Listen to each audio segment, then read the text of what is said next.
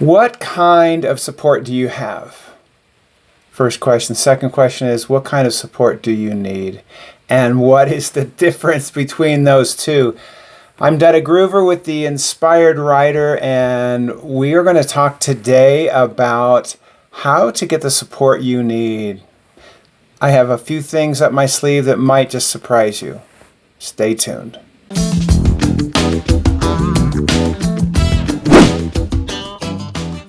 Hi, I'm Dutta Groover with The Inspired Writer, and I am an award-winning author, and I'm also an award-winning speaker, and I am also one of the founders of the Awakened School, where we help people become world changers.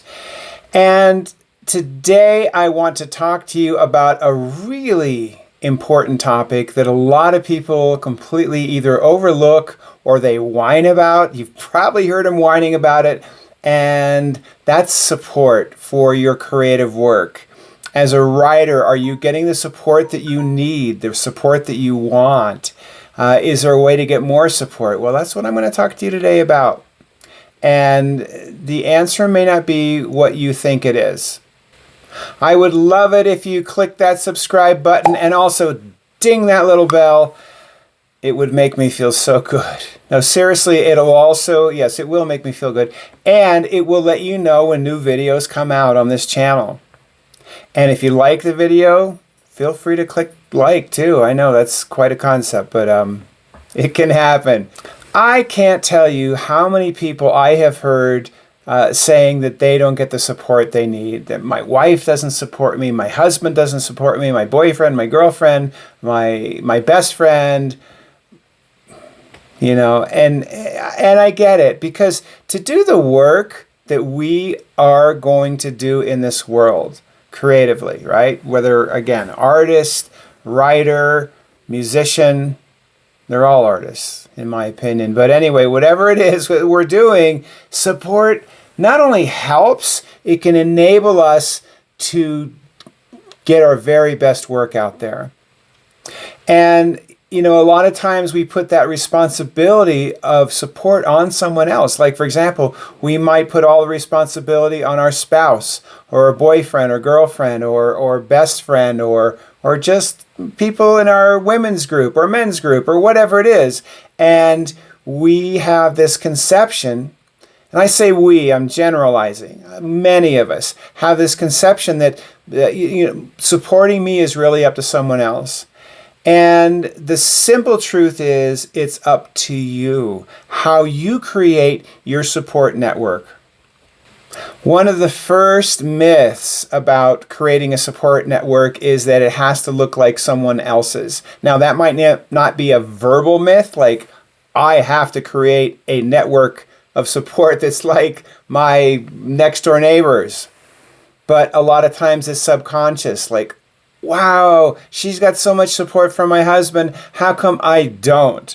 Or he's got this and that and the other thing, and I don't have that, and it's not fair. And first step to deal with that myth is to stop whining about it and create the best support structure that you can. And when I say support structure, that includes people who are around you, and it might be looking at that structure in an uncommon way. For example, your spouse might not be the best person to support you. They may not be that interested in what you're doing. That could be a harsh truth, and it might be absolutely there. It happens a lot. And what happens as a consequence of that is a lot of times people will not do their best work. They'll not follow through. They'll not do their soul's work in this world, and that's an unfortunate thing. And they might blame their spouse, or they might say, well, he's too busy, or she's too busy, or whatever. And it's not that. Or it might be, oh, my men's group is not interested enough in me. I have done it. I've played victim. I don't get the support I need. And seeing it from another completely different perspective has made all the difference in the world to me. And yeah, sometimes it means negotiating with your significant other.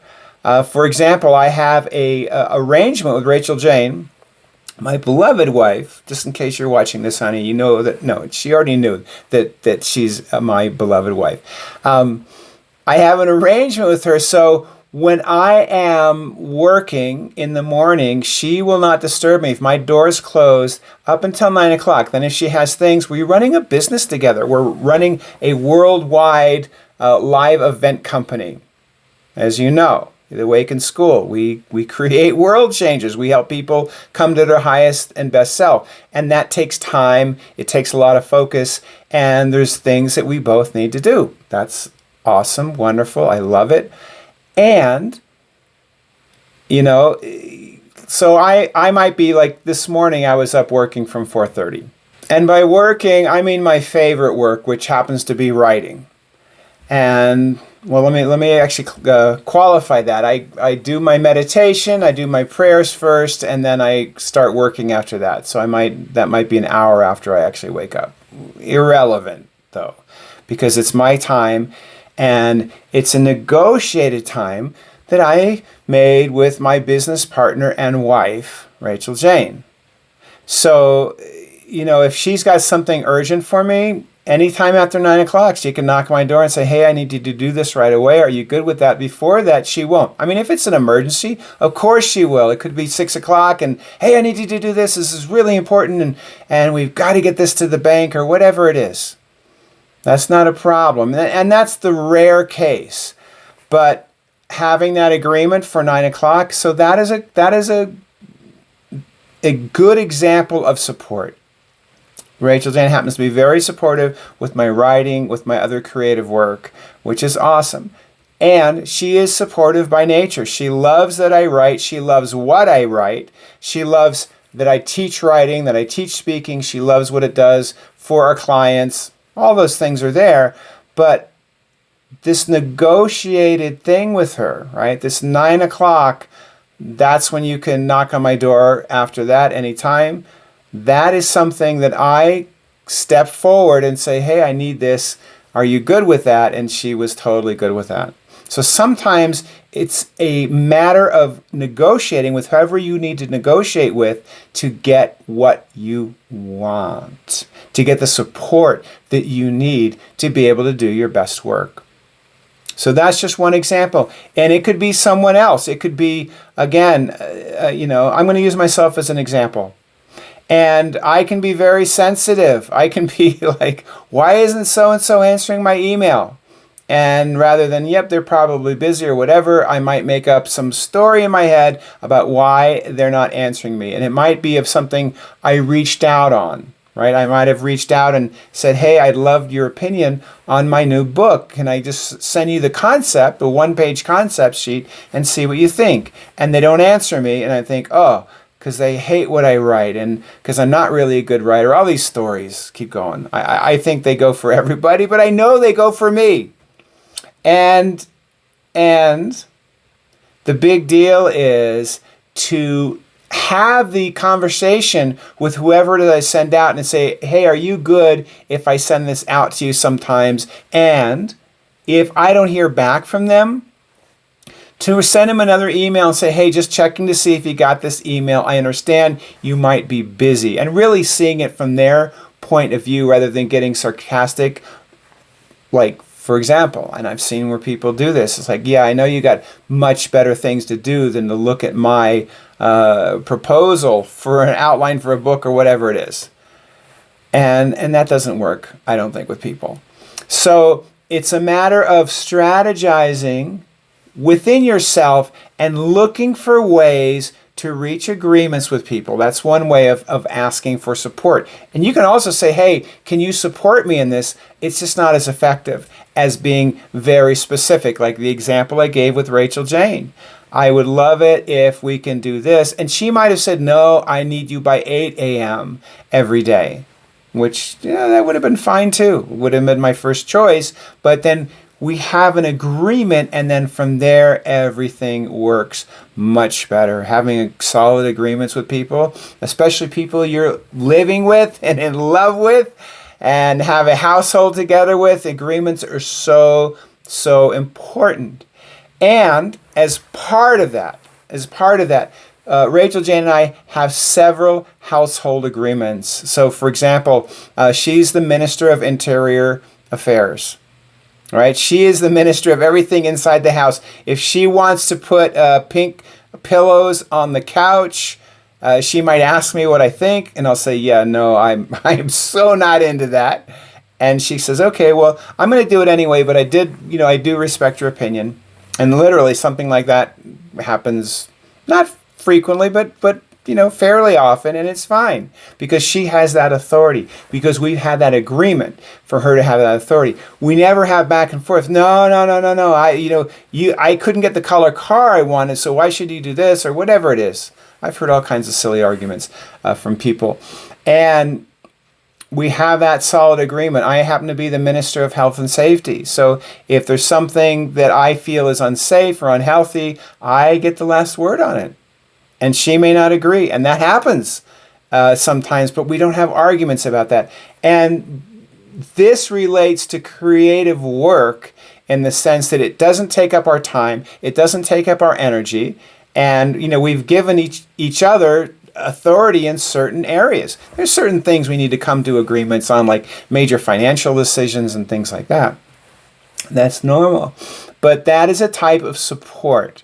Right? To not have to, argue and go back and forth around things in our household and also in our business. Same thing. We've got that very clearly delineated. We've got certain areas that we have that authority in, and that is very supportive.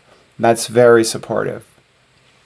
So what I'm asking you to do today is really look at those areas. Where can you come to agreements, and where can you ask for support? The more specific you can be in terms of asking for support, the better off you will be, and the clearer your agreement will be, and the more supportive you will, the more support you will receive.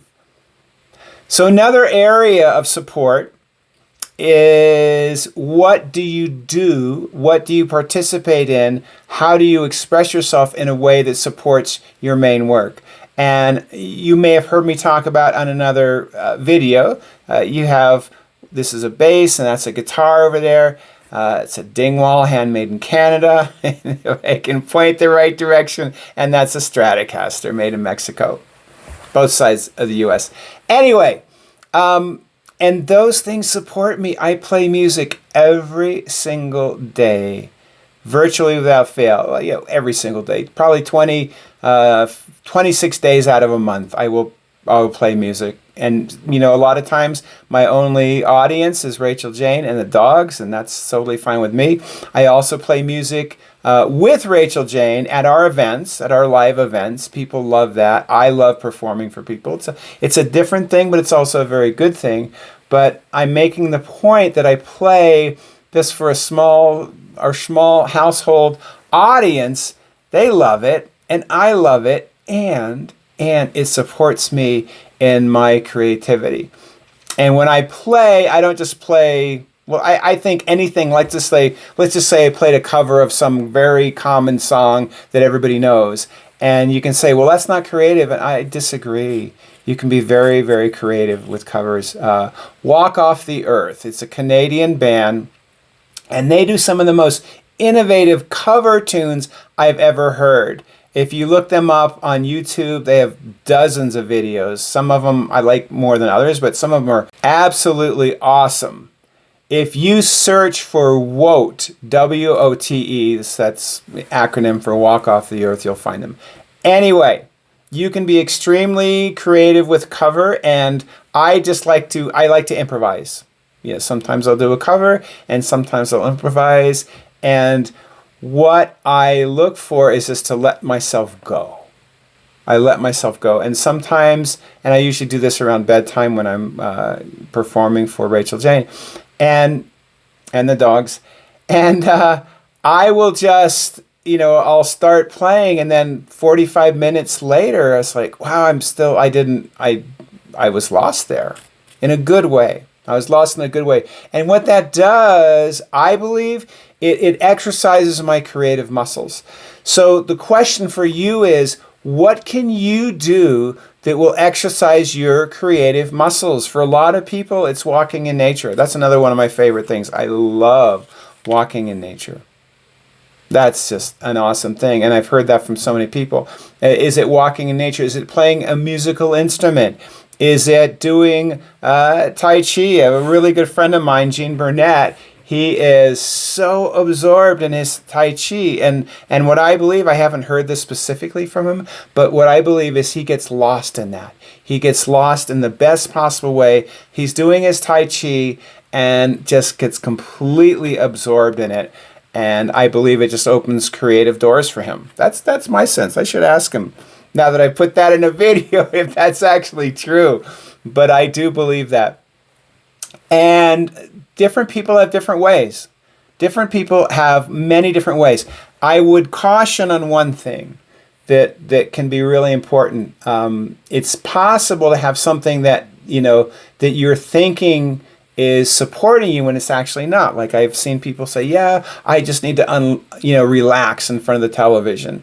And I don't want to say I'm anti-television. My wife and I watch movies occasionally. Every once in a while I'll watch a TV show, and I always look for inspiration. I always look for clues in terms of how to become a better writer.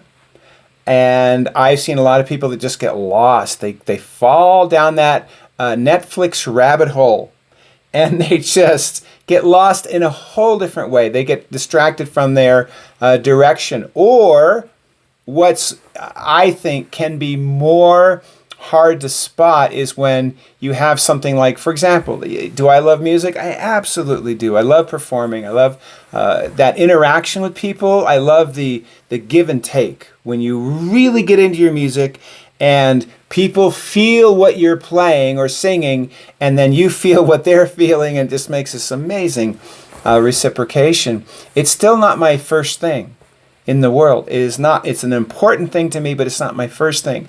And what I believe I did in the past was, I put most of my time and energy into that. And yeah, I played professionally. I played with some famous people. That was great. That was awesome. But it wasn't ultimately fulfilling to me. Once you identify what your big thing is, that thing that you really want to do in the world, it's important, I believe, to focus on that. And look at what is subordinate to that. Like, for example, my playing is subordinate to my writing. It's subordinate to my teaching. It's subordinate to my speaking. That's how I choose for it to be. It doesn't have to be. I know people who their first priority is playing music. And they might speak, as something that's subordinate to that. Or they might write subordinate to that. It doesn't matter what that is, except that it's important that you decide what you want that to be. And it can change. It can completely change over time. At one point in my life, playing music was my absolute first priority. And that did change over time. So I want you to allow yourself that. But look carefully and see if something that is not your first priority is taking up the majority of your energy and time, or is it taking that first priority slot even though it's not first priority? Is it taking time away from what you really want to do? So a lot of times, I think we all have options in terms of what we can do with our time. Like, oh, I can do this, I can do that, I can, so many things. And I can choose what I want to do according to my first priority. So a lot of times, say whatever, it's in the evening, I got energy. Sometimes I got more energy than is good for me, but that's a whole other story. And okay, now I could play some music, I could, whatever, I could catch up on correspondence, I could write. And what I do a lot of times is I remind myself, you'd think I would know, but I have to remind myself, or I choose to remind myself that, writing is my first priority. What can I do with that? And sometimes it'll be teaching. Sometimes it'll be like I'm teaching a class the next day and I'll spend an hour preparing that I didn't need to because I want that class to be the best it possibly can. So I'll spend that hour. And that will be my choice. But it really helps a lot when I remind myself of what my priorities are and what's really important to me. My request to you, my suggestion to you, is that you do the same. Whenever you have time, look at what your priorities are. If your priority is, I just want to relax and watch Netflix, that's fine. And honestly, there's nothing wrong with that.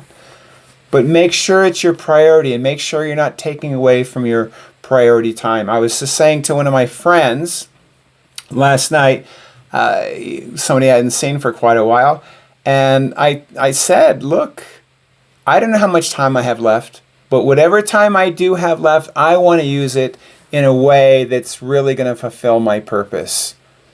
And it's not that I won't do anything else. Like I said, I'll watch a movie with Rachel Jane.